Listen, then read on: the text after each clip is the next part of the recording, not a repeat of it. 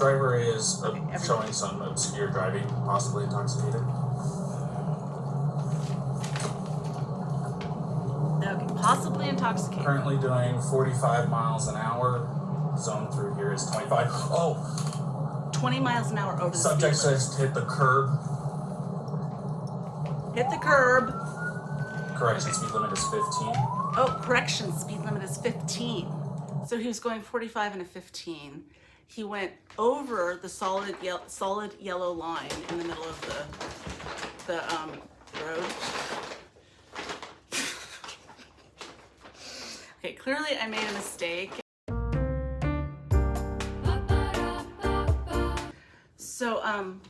So does he have probable cause or RAS for stop? Absolutely he does. And besides that, this isn't actually a traffic stop. What we'll learn is that there were two, I think, at least two 911 calls regarding the couple that is in the van that this officer is pursuing. And those calls came from a health food market because they saw a couple engaged in what they thought was domestic violence. The calls, one call identified a male slapping a female, another call identified a male pushing a female. And yeah, this isn't gonna work. I'm so distracted. Okay, yeah, we're gonna have to, let's move it into the other room. Okay, that was an inauspicious start, but let's crack on, shall we? You want up? Okay.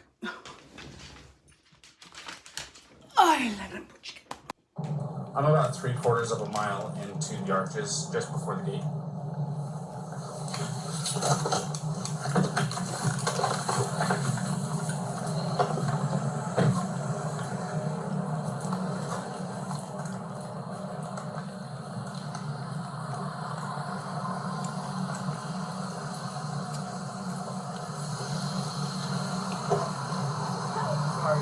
You want to place your vehicle in the park and go ahead and turn it off for me? No, park? Oh, it isn't perfect. Okay, turn off your engine. Go ahead and set your keys on the dash for me, alright? What's your guys' names? Gabby, Brian? Okay.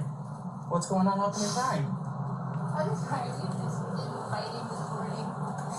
Some personal issues. It was a long day. We were camping yesterday and camping got supplies and stuff. I'm sorry I hit the bump there. I was distracting him from driving. I'm sorry. Can I get you to step out of the vehicle for me, man? Yeah. Okay. Just hang tight right there. Do you mind if I take your keys and just put them on your head? Yeah, I'm so Thank sorry. you. Oh, no, you're fine. Okay, so she starts out by basically taking the blame for his swerve where he hit the curve. And this is something that we see all the time in relationships where there's some kind of abuse going on, emotional abuse or physical violence. Relationships where there's a lot of controlling behavior, manipulative behavior, possessive behavior, jealous behavior, relationships where there's volatility and a lot of sort of mania in terms of the highs and lows of the relationship. It's very, very common for the recipient of the abuse learns how to remediate the consequences of the violence and the anger by placating, by being the great mediator and smoothing things over to try to, keep the peace. And I think that a lot of people that live in violent relationships, it's an adaptive coping mechanism, and they hone this skill because they need to. And they can be very, very convincing to the point where, family members and relatives and neighbors and coworkers truly may not know what's really going on. And so it's not surprising that she would immediately say, this was my fault, don't blame him, I was distracting him. And while it's also probably true, like I entirely believe that may be the case. Maybe she was punching him in the arm. That makes sense. Maybe he swerved because she grabbed the steering wheel. But none of that is dispositive. In other words, it's not a contradiction. Those things can be true, and she can also be in significant danger. A lot of law enforcement officers may not be trained to identify charm and charisma in an abuser, and apologizing and taking the blame in a victim as typical patterns in a relationship with this kind of dynamic. I'm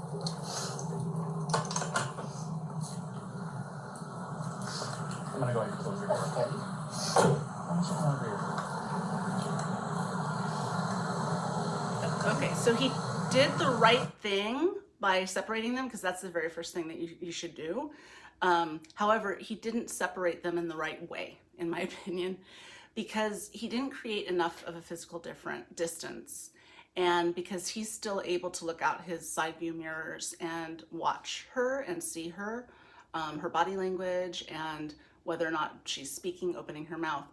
And so she may feel scrutinized, even though there's some physical distance that's been created.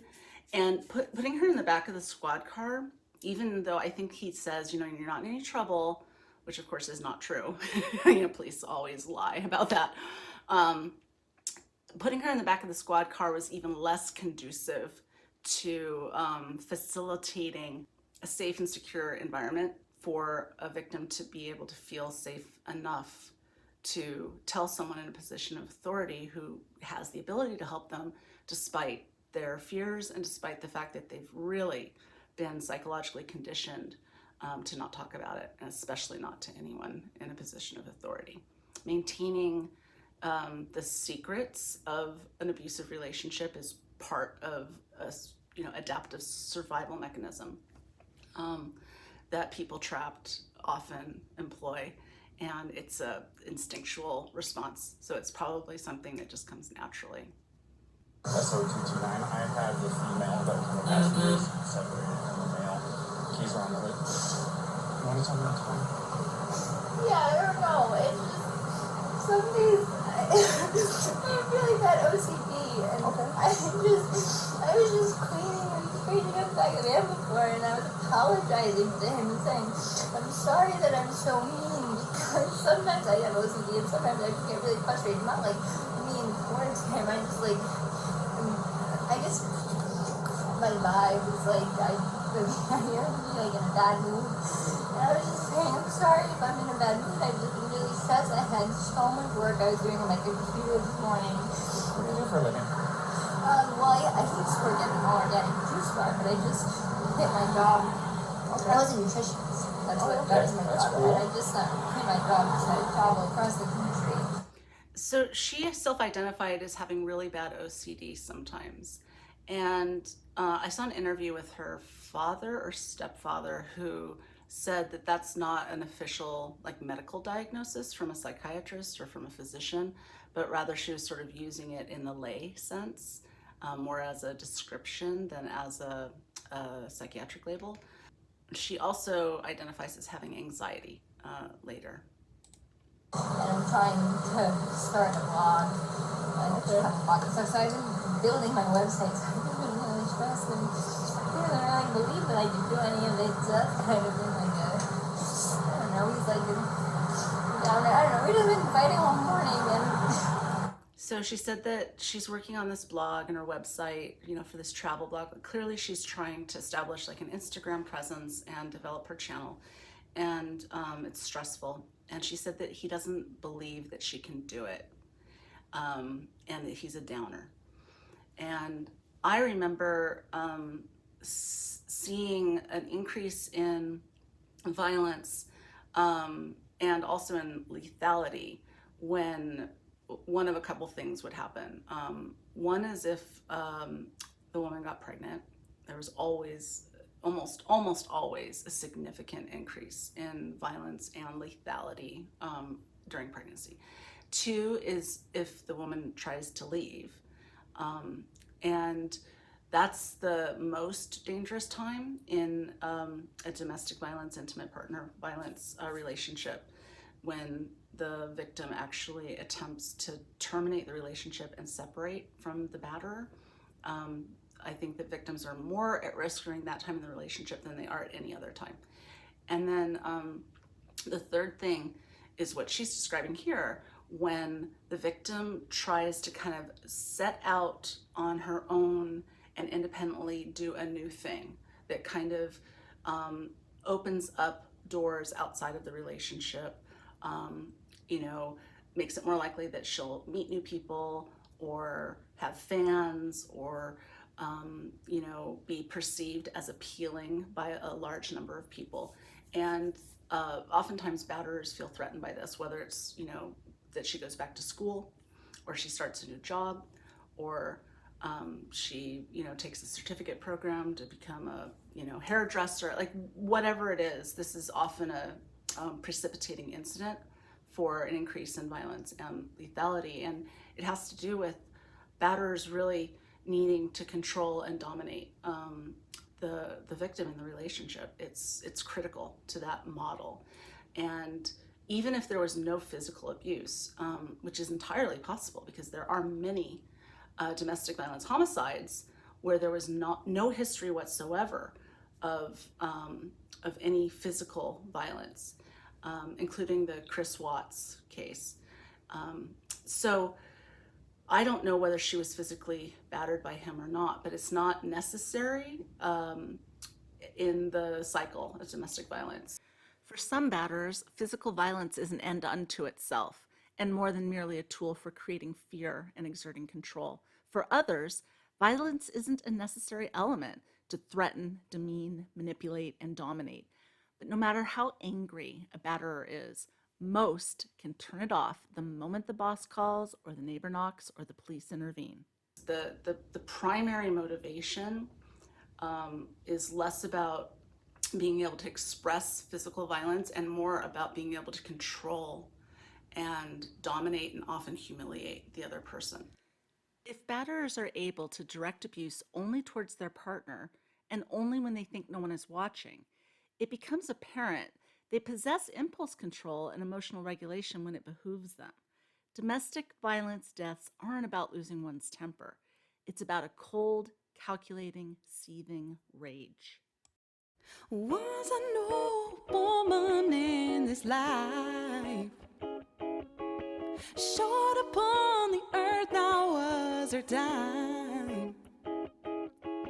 Of all the seeds she'd sown in the people she had known, deeply did she touch the soul of mine. She called a spade a spade. She stood on the edge of reason